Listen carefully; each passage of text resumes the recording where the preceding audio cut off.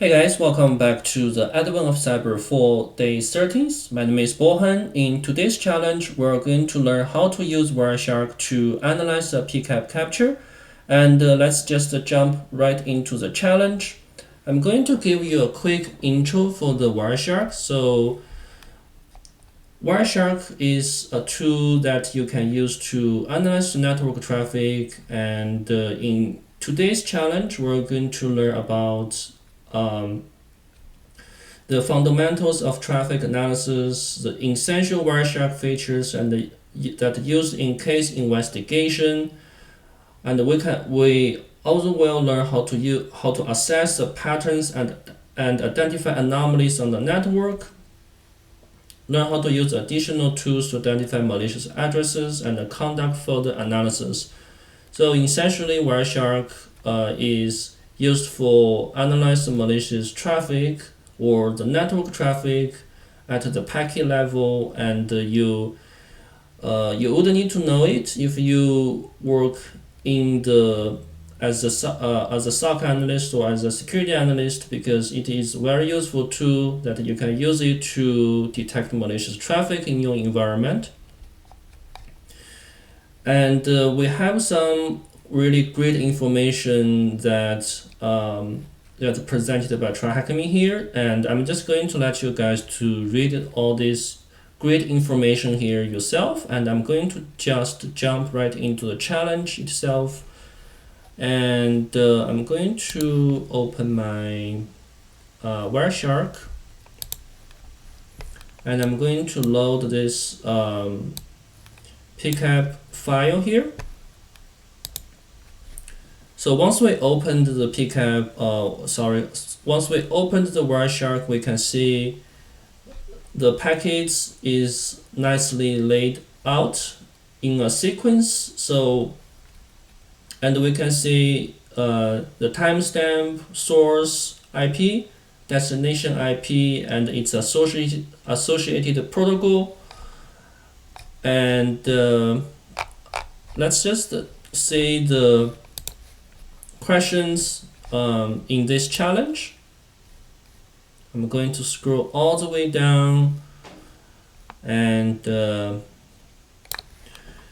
just going through the question with you guys together. So for the first question, it is asking us to find the hypertext transfer protocol. Its acronym is HTTP, so we want to use the protocol hierarchy. If we go into the statistics, under the statistics, there is a protocol hierarchy, and we can click on it, and we see we can see there is a bunch of protocols, and it's associated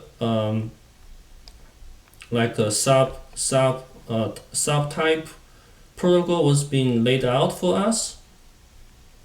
And we see under the TCP transmission control protocol, there is a hypertext transfer protocol, or HTTP, and we see the percent packets is 0.3%. So that's gonna be the answer for the first question.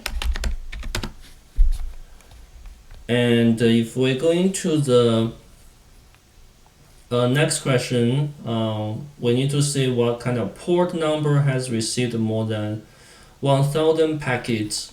So for this question, we will go to the conversation tab, which is still under the statistics drop down menu, and we see there's a conversations. So conversation is a tool that is a nice feature that you can getting a high level of overview for the this whole packet. You can see all the communication between two endpoints, so you will get a high level of overview for this packet.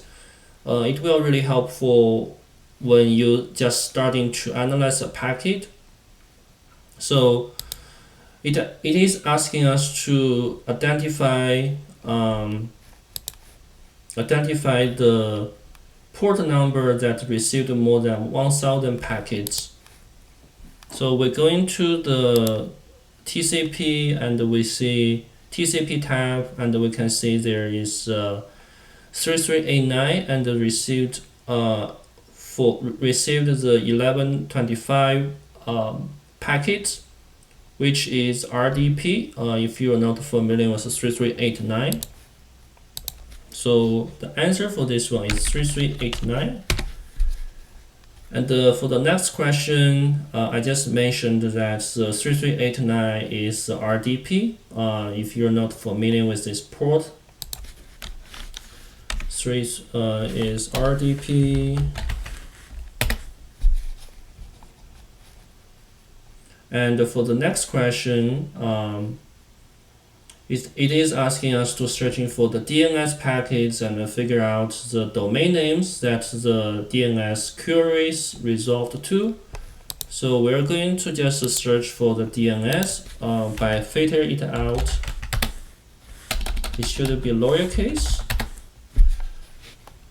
And we see that the source IP, this host made a DNS request, trying to asking for the IP address for the cdn.bandit.yeti.thm this domain, and it seems like the DNS server returned with the response and tells the host that the domain's associated IP address is 10.11.5.137. So if you are not familiar how DNS work, the DNS is just a way to tell the original host, which is this one, to tell DNS is just the way to representing the domain's IP address. So in this case, we have this domain's IP address as 10.11.5.137. So, and we have two domains. So this host made two DNS queries to the two different domains. So we want to just copy them over.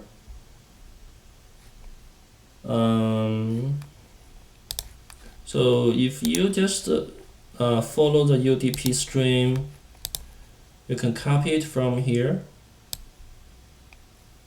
So if you just use the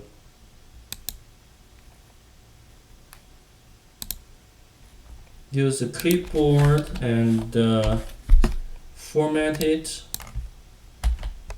it also wants you to define it. So if you want to define it, you have to use I usually use the, if you use a CyberChef, you can define it.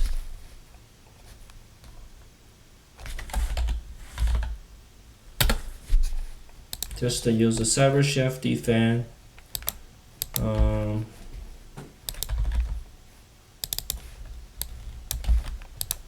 So that's gonna be the first domain, because you want to order it in alphabetical order. And the next question, the next answer is the next domain. If we just return to the DNS, and we want to also copy this domain.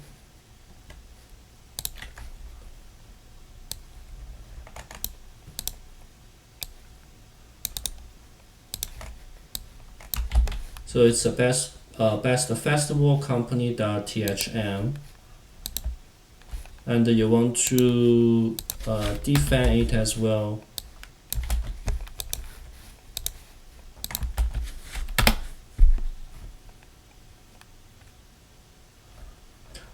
It should be in the alphabetical order, so I'm going to switch the order for the domain. So this time should be correct. What are the domain names? Enter the domains in alphabetical order and the defined format. Okay, so I think the format has some issue. Yeah, so there's extra space. After I removed it, the answer is correct. And for the next question, it is asking us to filter by HTTP. So we filter the HTTP, and it's asking us to submit the names for the requested files in your alphabetical order and also in a defined format. So in this case, we want to we have the two files. We have two GET requests. So in HTTP, you have GET requests and a POST request. In this case, we have GET requests, and this is a file download action. So the source host downloaded the mystery gift.exe as well as the favcon.ico file. So we want to just follow the TCP stream and copy the name.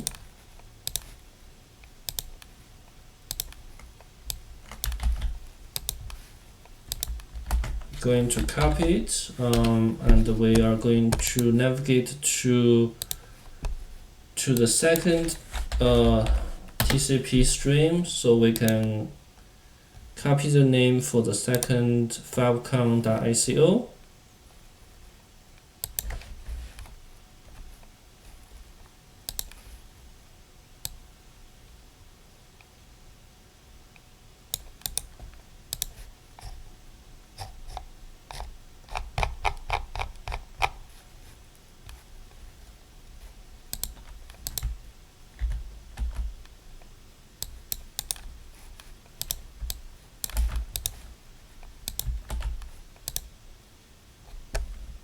It probably is because I didn't order it, so let's put it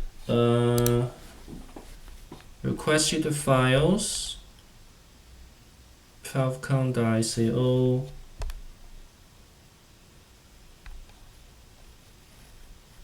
Okay, so you have to put it inside of the brackets, I believe. So because you want to define a file. Yeah. For the next question,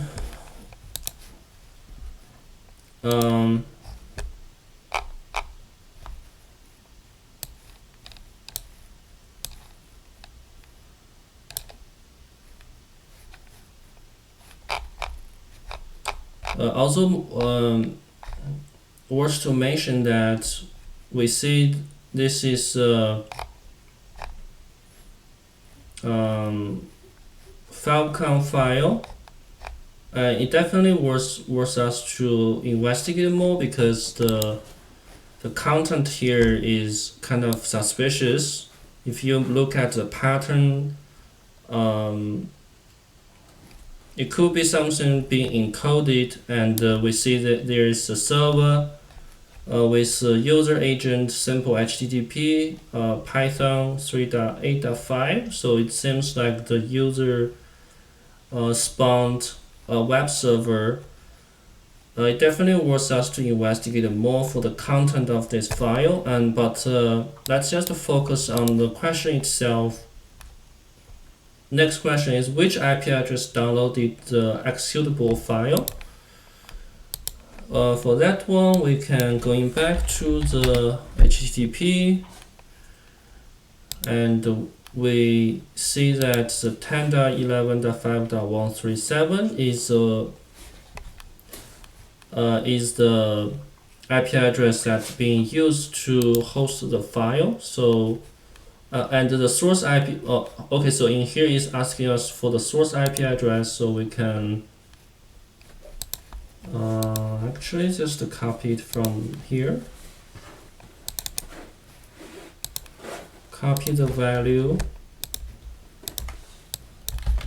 and we're going to throw it into the answer box, but we need to define it first. So we're going to put it in here, and we're going to define IP.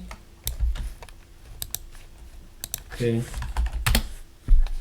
So we got next question correct. And for the next question is asking us to find the domain address host, which domain address hosts the malicious file. So for this one, you can use first you would want to know the domain name. So to do that, we can click on the view drop down menu, and we go into the name resolution. We enable the resolve network address. So once you enable it, Wireshark will automatically resolve that IP address to a known domain. So once we enable that, we can see that we have the destination domain automatically being populated inside of the panel. So we can just copy the value here.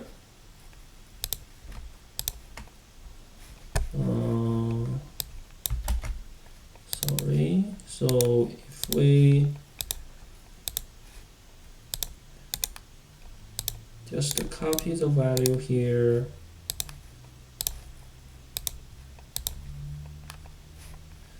for some reason it doesn't goes to my clipboard. It's kind of weird. Going to the TCP stream. So another way to find it is going to open the TCP stream, and we can also copy it from here.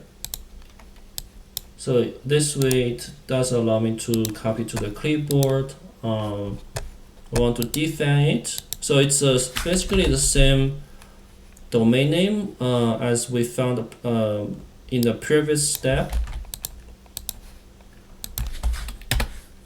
So we just put that inside of the answer box. And for the next question is, what is the user agent value used to download the executable file? So it is asking for the file count. For that one, we are going to filter the HTTP again. So when you found that you are going back and forth for a specific filter, you can actually save this filter as one of the you can actually save it as a label. So in this case, I'm going to say put the label as HTTP. If you click on OK, so whenever you want to repeatedly perform the same filter, you can actually just click on HTTP. So that way will save you some time. So for the user agent part, we are going to open this traffic stream, and we are going to found that the user agent is the name HTTP client /1.6.8. So this is a user agent that the target host being used.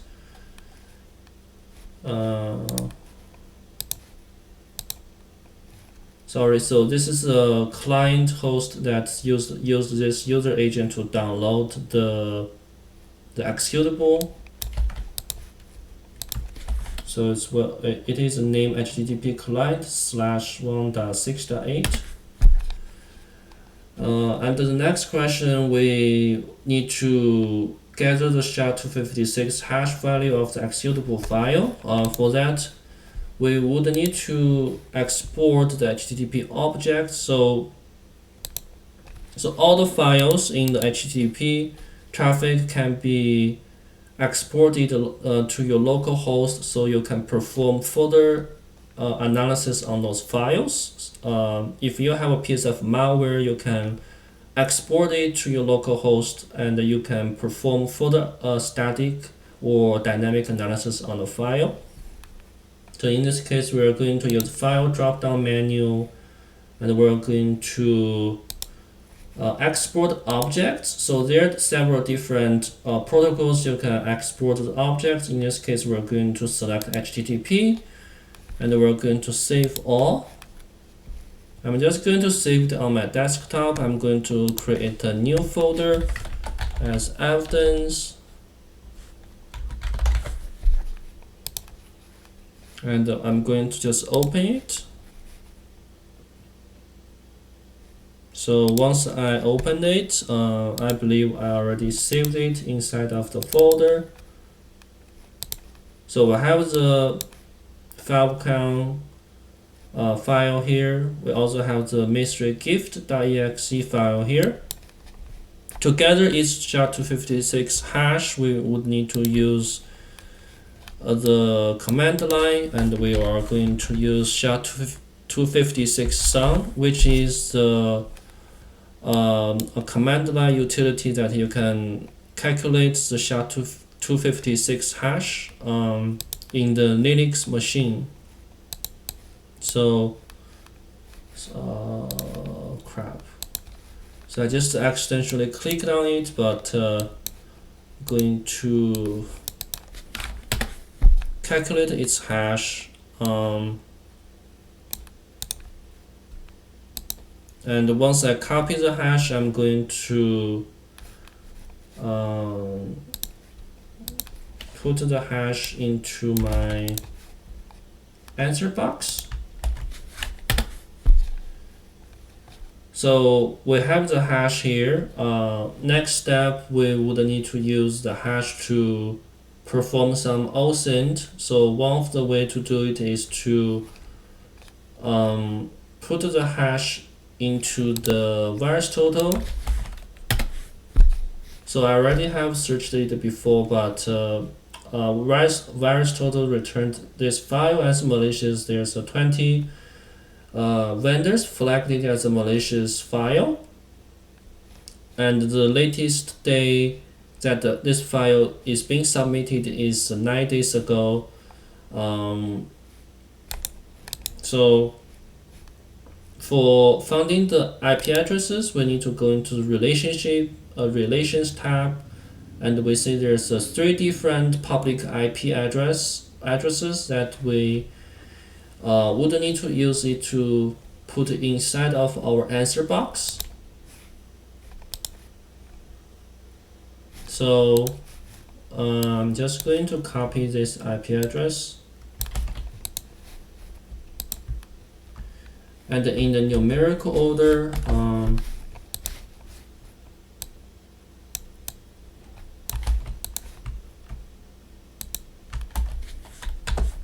okay, so we have to define this IP address first. So I'm just going to define them.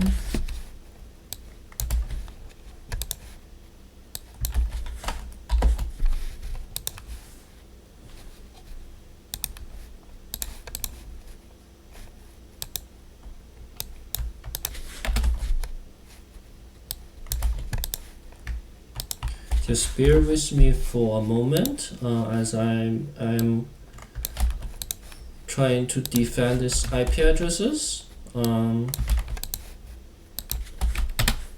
So once we define all those IP addresses and submit them into the answer box, we got the correct answer. And this is this challenge, and that's all for today. And thank you guys for watching this video with me, and I hope you guys learned something new and enjoyed this video. And also thanks for the Tryhackme for having me this year again, and I hope you guys have a very nice holiday, and see you guys next time.